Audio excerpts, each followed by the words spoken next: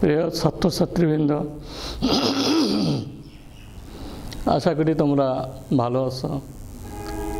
নতুন বৎসরে তোমাদের সকলের প্রতি রইল শুভেচ্ছা পদার্থবিজ্ঞানের পক্ষ থেকে। আজকে তোমাদের পদার্থবিজ্ঞানের প্রথম পত্রের তৃতীয় অধ্যায় গতির সমীকরণ যে আমরা পড়াচ্ছিলাম সেটার শেষের অংশগুলো, বাকি যে অংশগুলো সেগুলো নিয়ে আলাপ করব।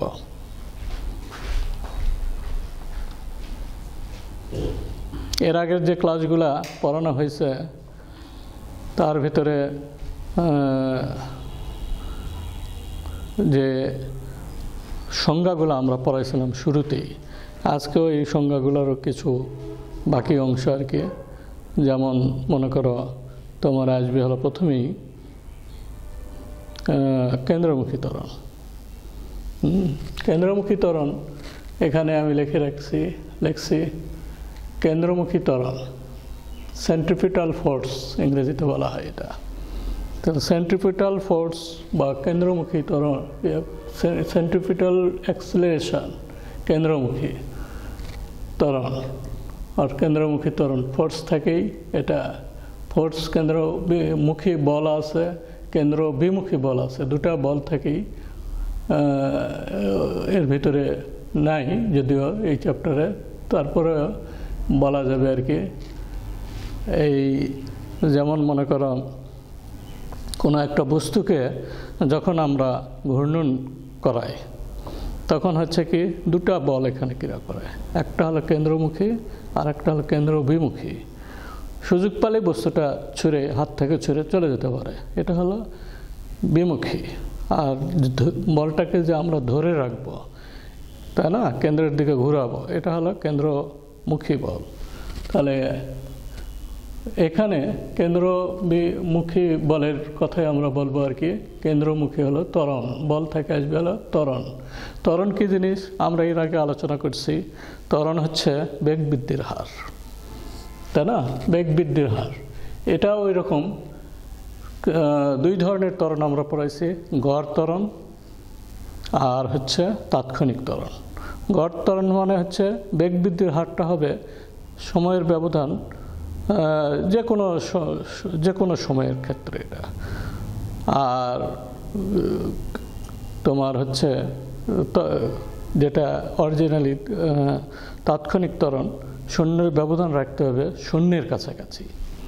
এটাও তাই, কেন্দ্রমুখী ত্বরণের বেলায় সময় ব্যবধান শূন্যের কাছাকাছি হলে বৃত্তাকার পথে চলমান কোনো বস্তুর সময়ের সাথে বৃত্তের ব্যাসার্ধ বরাবর এবং বৃত্তের কেন্দ্রের দিকে বেগের পরিবর্তনের হারকেই কেন্দ্রমুখী ত্বরণ বলা হয়, তাই না। এটা আমি সুন্দরকে লিখে দিয়েছি, তোমাদের সব বইয়ে আছে, তো এটা পড়ে নিবে তোমরা। সময়ের ব্যবধান শূন্যের কাছাকাছি হলে, তাই না, শূন্যের কাছাকাছি হলে তোমার হচ্ছে কি বৃত্তাকার পথে চলমান কোনো বস্তুর সময়ের সাথে বৃত্তের ব্যাসার্ধ বরাবর। ব্যাসার্ধ কোনটা? এই যে 0 থেকে B, 0 থেকে A, এগুলো হলো বৃত্তের ব্যাসার্ধ বরাবর।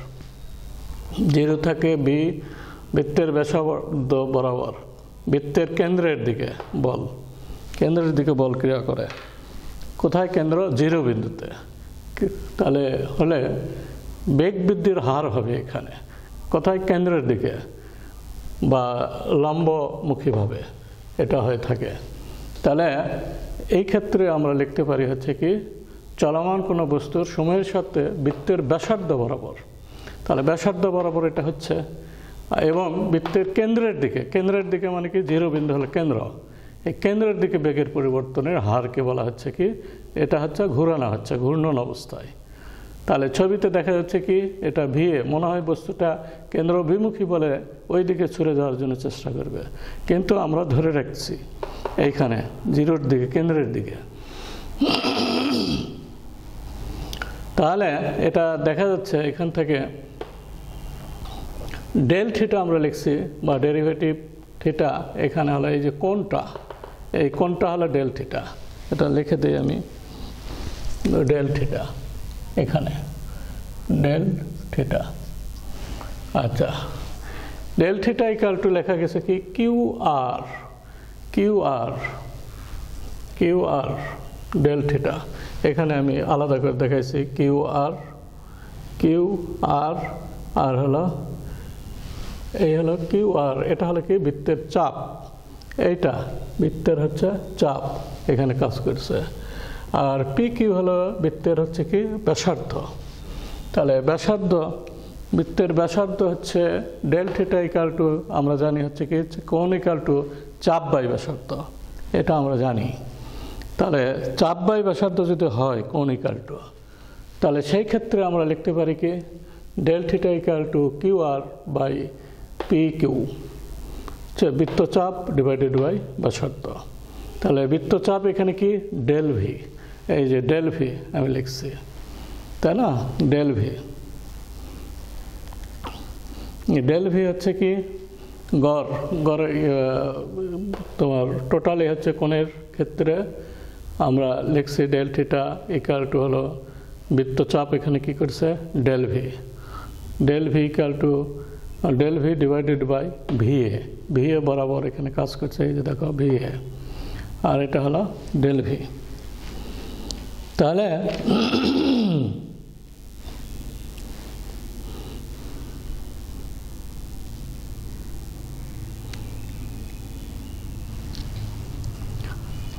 এখান থেকে আমরা লিখতে পারি কি যেহেতু এই del V divided by V, del V ওই রকমই রাখলাম, ভি রাখলাম, এটাকে ভি লেখা যায়।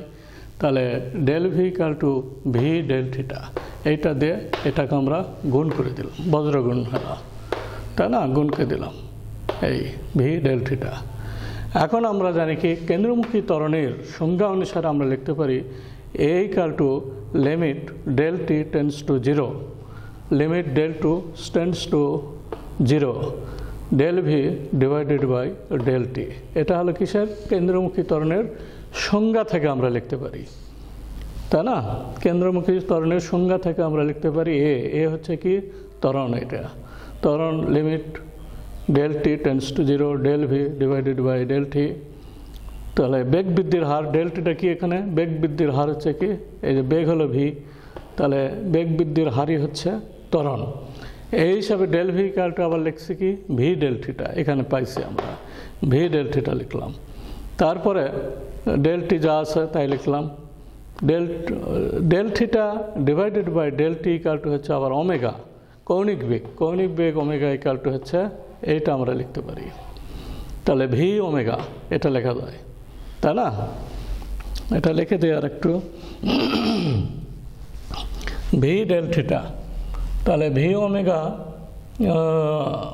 ইকুয়াল টু যেহেতু এখান থেকে যেহেতু omega equal to del theta divided by del টি, এটা লেখা যায়। কারণ কি কৌণিক বেগ ওমেগা হচ্ছে কি জিনিস কৌণিক বেগ ইকুয়াল টু হচ্ছে সরণের হার, ডেল থিটা সরণের হারকেই বলা হচ্ছে কৌণিক পথে বস্তুর সরণের হারকেই বলা হয় কৌণিক বেগ। এটা হলো del theta divided by del t. সেই হিসাবে এখানে আমরা লিখলাম হচ্ছে omega, v omega equal to আবার কি জিনিস ওমেগা ইকুয়াল টু হলো ভি বাই আর।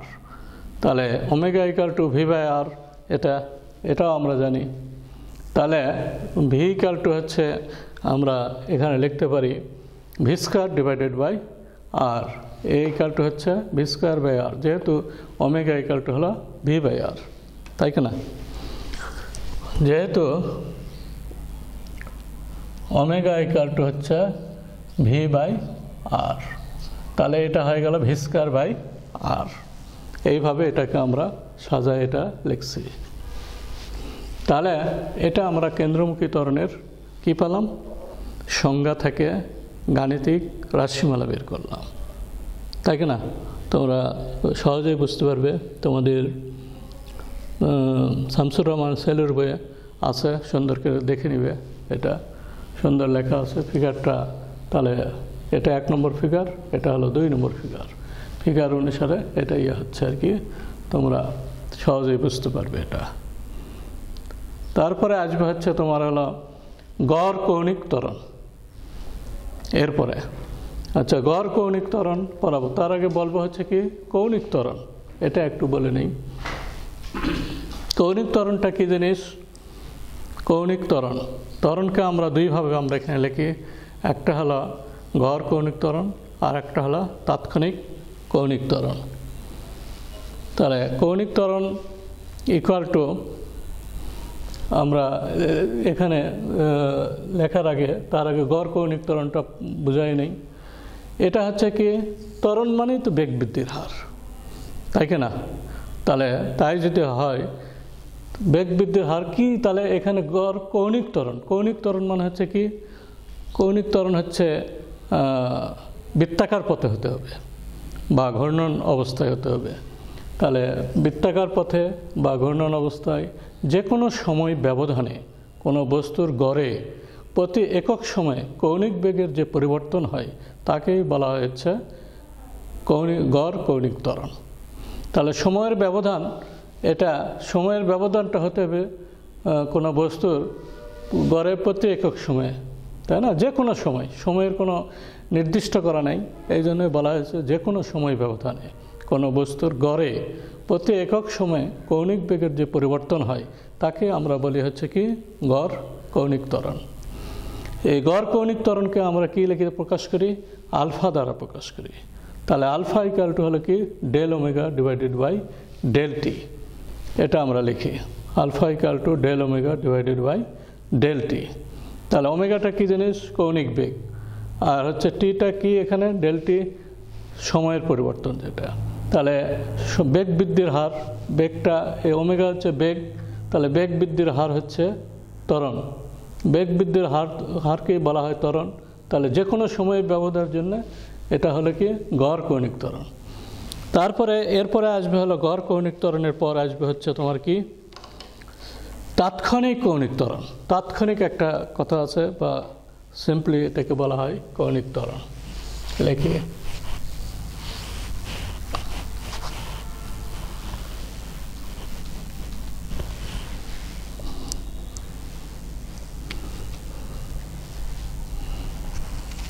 তাৎক্ষণিক কৌণিক ত্বরণ।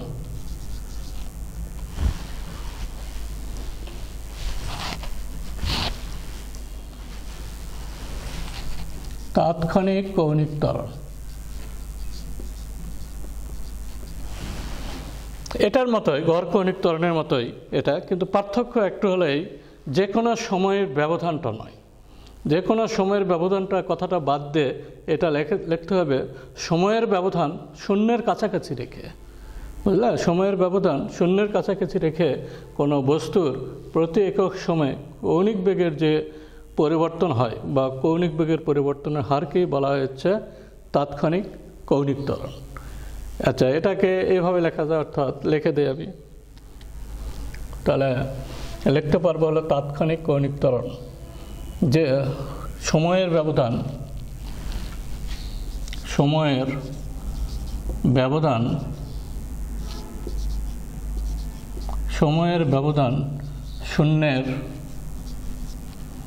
কাছাকাছি, সময়ের ব্যবধান শূন্যের কাছাকাছি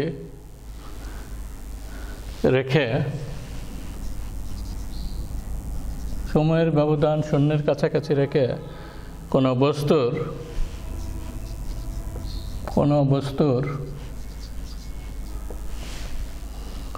বস্তুর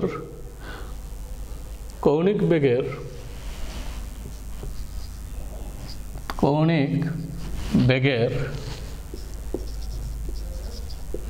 পরিবর্তনের হারকে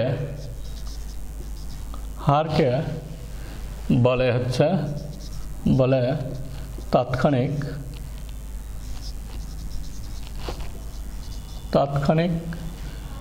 কৌণিক ত্বরণ।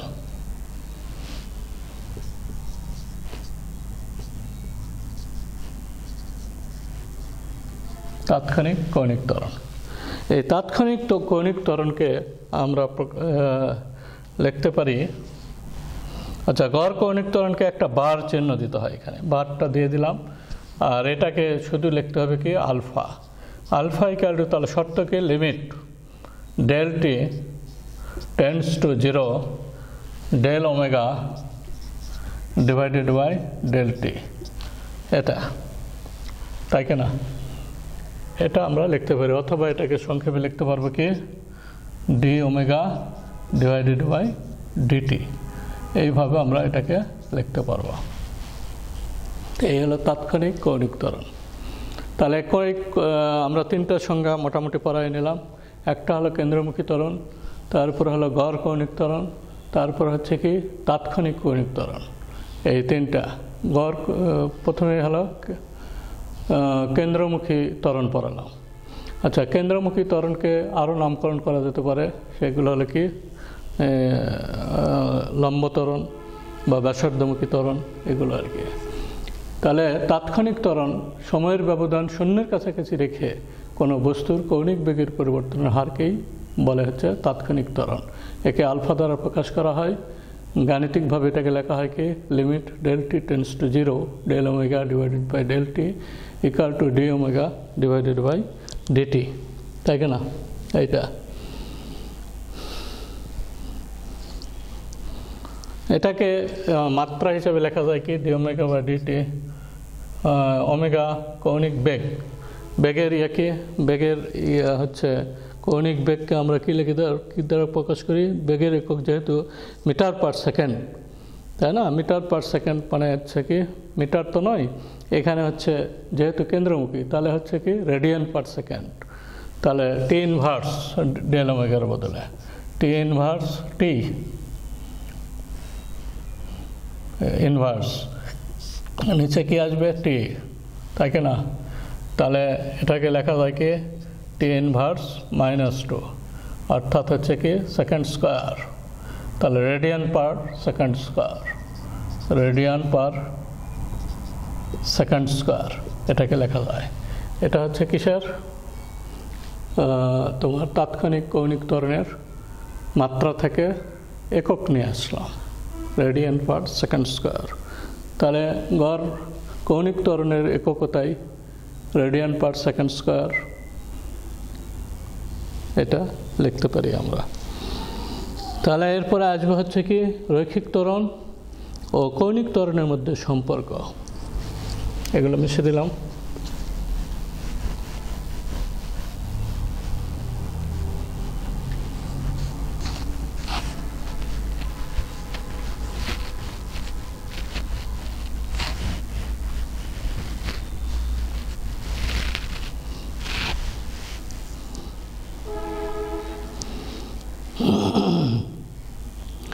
রৈখিক ত্বরণ ও কৌণিক ত্বরণের মধ্যে সম্পর্ক। রৈখিক ত্বরণ ও কৌণিক ত্বরণের মধ্যে সম্পর্ক।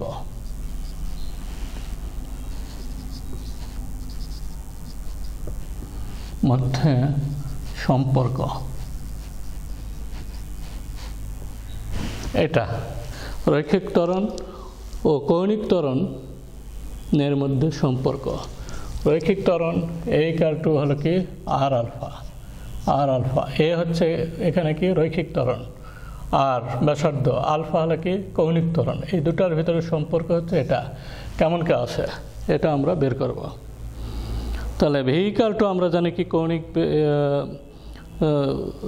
রৈখিক বেগ V=2 আমরা জানি, V= কত আমরা জানি রৈখিক বেগ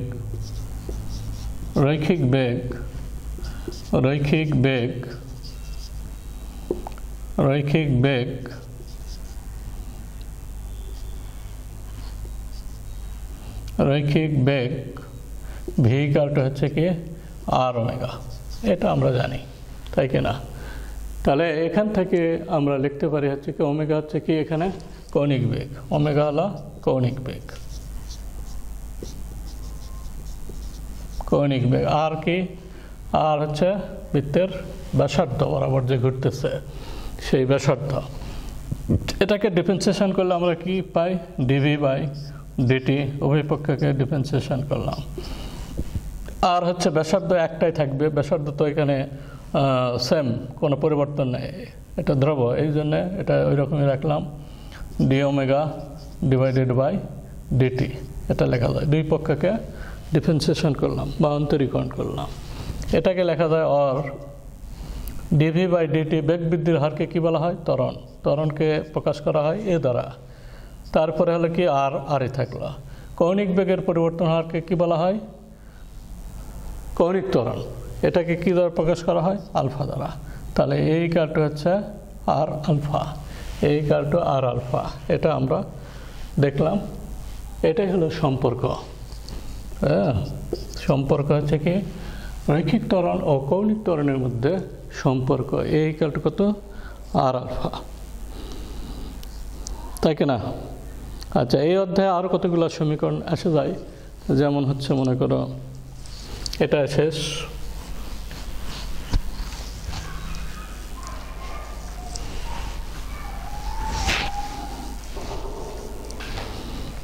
theta minus theta naught equal to হচ্ছে কত? ওমেগা টি, ইকাল টু হলো omega t, equal to omega naught plus omega f into t, এটা লেখা যায়। এইভাবে এটাকে সাজে লেখা যায়।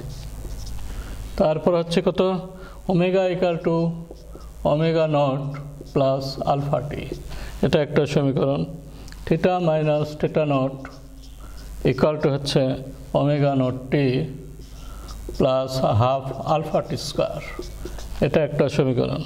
তারপরে omega square equal to omega naught square plus 2 alpha theta minus theta naught. এইগুলো সমীকরণগুলোকে ডিরেকশন যদিও করা নাই, কিন্তু এগুলো তোমাদের অঙ্ক করতে কিছু কিছু কাজে লাগে আর কি। এই সমীকরণগুলো আসলে যেমন ভি ইকাল টু ভিটি, ওখান থেকেই আমরা আসলে এস ইকাল টু ভিটি, ওই ক্ষেত্রে আমরা এটা লিখতে পারি। থিটা মাইনাস থিটা নট হচ্ছে কি এই স্মরণের কাজ করতেছে, এখানে দূরত্ব। ওমেগা টি, সেখানে আমরা রৈখিক অবস্থায় কী লিখছিলাম? ভিটি লিখছিলাম। এইভাবে এটাকে আমরা লিখতে পারি। তারপরে ভি ইকাল টু আমরা লিখতাম কি? V equal to v naught plus a t লিখতাম।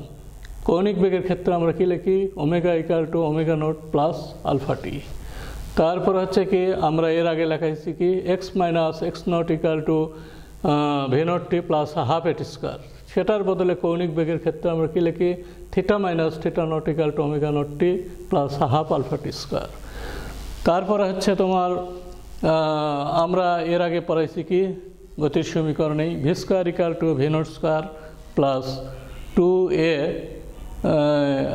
এক্স মাইনাস এক্স নট, এর আগে পড়াইছি। ওটাকে আমরা এই কৌণিক বেগের ক্ষেত্রে বলতে ওই সমীকরণ থেকে আমরা লিখতেছি কি? Omega square equal to omega naught square plus 2 alpha theta minus theta not.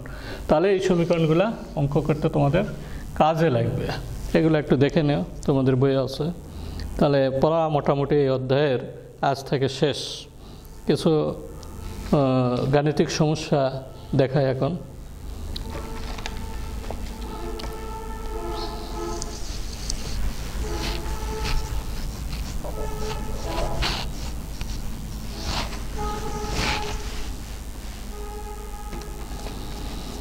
কোনো কোণা, একটি কোণা, 1 নম্বর প্রবলেম, একটি কোণা 4.5 মিটার ব্যাসার্ধের 4.5 মিটার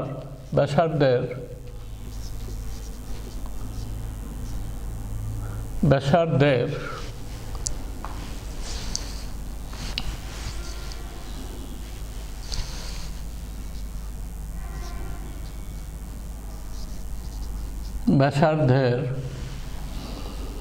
বৃত্তাকার পথে প্রতি মিনিটে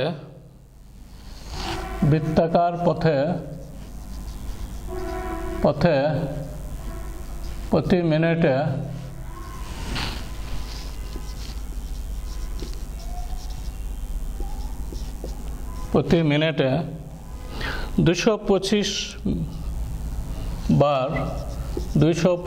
বার আবর্তন করে। এর রৈখিক বেগ ও কেন্দ্রমুখী ত্বরণ কত? এর রৈখিক বেগ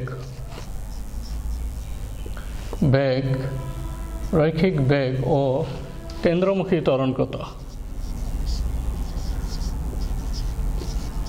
কেন্দ্রমুখী ত্বরণ কত? এগুলো আমরা পড়ালাম একটু আগেই। তাহলে ওই অনুসারে একটা প্রবলেম নিলাম।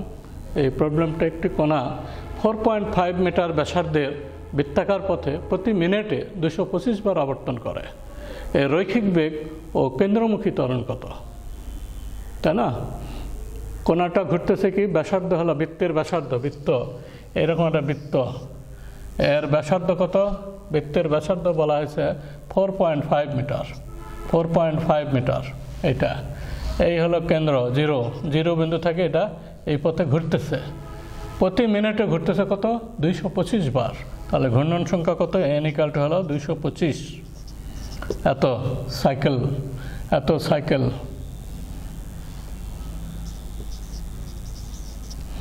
সাইকেল, তাহলে 225 বার ঘুরতেছে এটা, CYCL সাইকেল।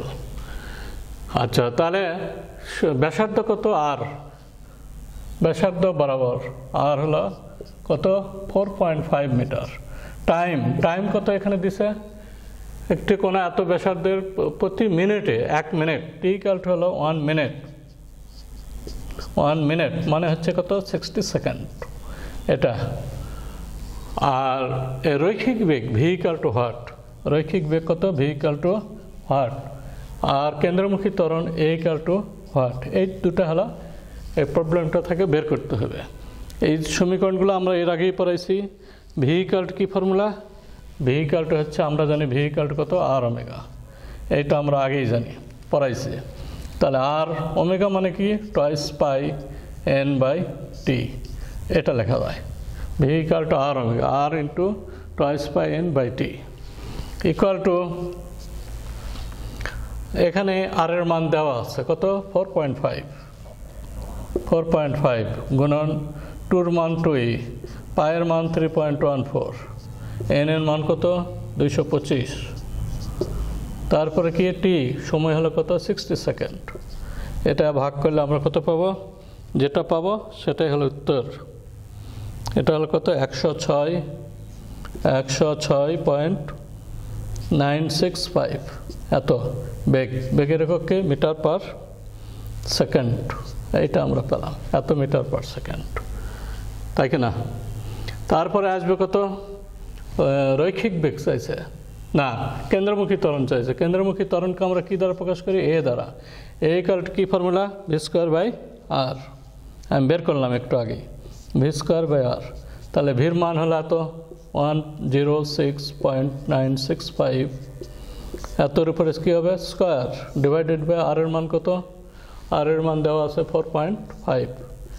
এটা হিসাব নিকাশ করলে আমরা পাই হচ্ছে কত? 2498.26 মিটার পার সেকেন্ড স্কোয়ার। এটা ত্বরণের এককে মিটার পার সেকেন্ড স্কোয়ার। এটা একটা হিসাব করলে আমরা এই মানটা পাই। তাহলে এটা দেখবে প্রবলেমটা। তারপরে আরেকটা প্রবলেম দেই, নেক্সট।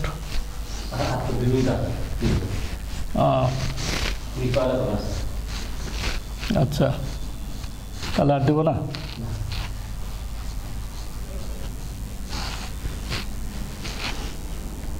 ঠিক আছে, তোমাদের আজকে এই পর্যন্তই। এই প্রবলেমগুলো বইয়ে অনেক তোমাদের প্রবলেম করা দেওয়া আছে, শাহজাহান তপনের বইয়ে, সেলের বইয়ে, তাই না? তারপরে হচ্ছে আরও অন্যান্য লেখকের, তোফাজ্জলের বইয়ে সুন্দর লিখছে। এই প্রবলেমগুলো তোমরা দেখে নিও। আমি যে এতদিন সূত্রগুলো তোমাদেরকে দিয়েছি, এই সূত্রগুলো পড়ালাম, প্রমাণ করে দেখালাম, সংজ্ঞা পড়ালাম, এই সমীকরণে এই অধ্যায়ের বিস্তারিত ব্যাখ্যা করলাম। তোমরা ইনশাল্লাহ এগুলো পড়ালেখা করো, দেখবে যে কোনো সমস্যা তোমরা সমাধান করতে পারবে, অসুবিধা মনে হবে না। তাহলে কৌণিক ত্বরণ, তারপর হচ্ছে কি কেন্দ্রমুখী ত্বরণ, এগুলো পড়ালাম। নেক্সটে তোমাদের এই অধ্যায় আর পড়াবো না, এই অধ্যায় শেষ। অন্য অধ্যায় পড়ানোর জন্য আমি পড়াবো। ঠিক আছে, থ্যাংক ইউ।